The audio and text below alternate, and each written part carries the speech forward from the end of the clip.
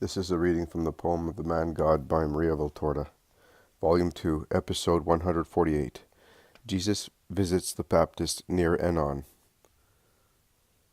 27th of April, 1945.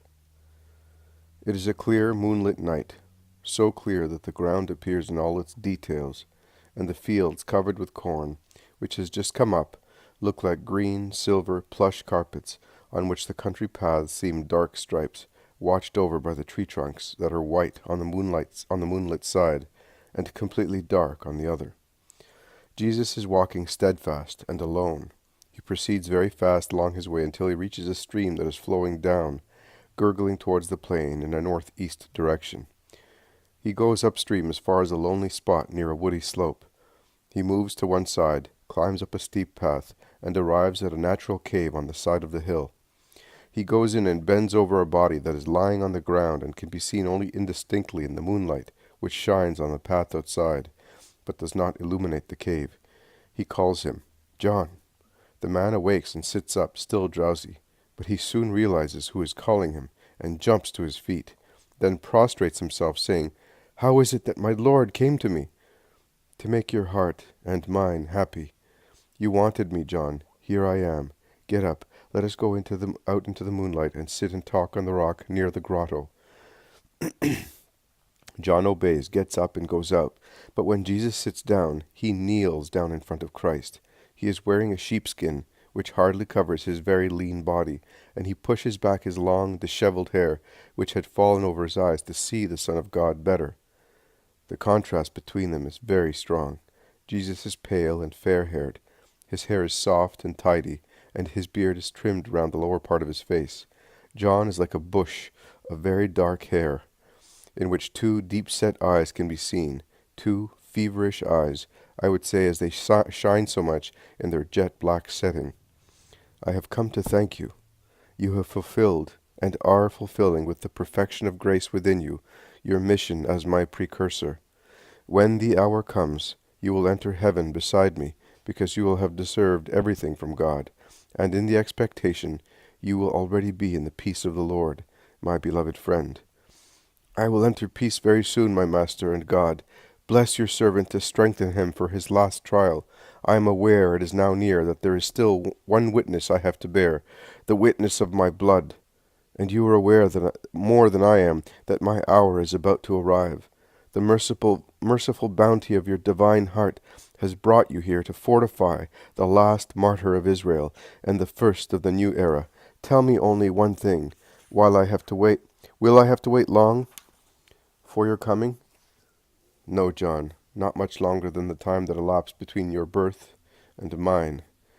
"May the Most High be blessed for that. Jesus, may I call you so?" "You can, because of our blood and your holiness. The name which also sinners pronounce can be pronounced by the Holy One in Israel. It is salvation for them. Let it be kindness to you. What do you want from Jesus, your master and cousin?" "I am about to die. As a father is anxious for his children, so I am anxious for my disciples. My disciples. You are a master, and you know how fondly we love them. My only fear in dying is that they may get lost like sheep without a shepherd. Will you please gather them? I give you back the 3 who are yours, and who have been perfect disciples while waiting for you. They, and Matthew in particular, really possess wisdom. I have some more, and they will come to you. Allow me to entrust those 3 to you personally. They are the dearest, and they are dear to me. Do not worry, John.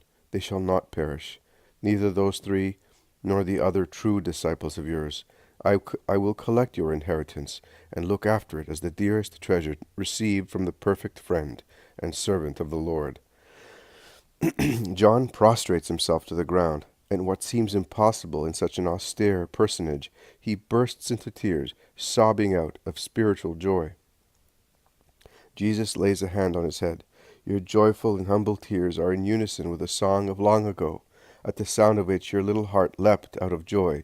The song and your tears are the same hymn of praise to the eternal Father, who has done great things, he that is mighty to humble souls. Also my mother is about to intone once again the song that she sang then, but later. The greatest glory will come also to her as to you, after your martyrdom. I convey also her greetings to you. You deserve all respect and comfort. Here it is. Here it is, the only hand of the Son of Man which is laid on your head, but light and love are descending from the open heavens to bless you, John. I do not deserve so much. I am your servant. You are my John. That day at the Jordan, I was the Messiah who was being revealed. Here, now, it is your cousin and God who wishes to give you the viaticum of his love, as God and as a relative. Get up, John. Let us kiss each other goodbye. I do not deserve so much. I have longed so much for it all my life, but I dare not do that to you. You are my God. I am your Jesus. Goodbye.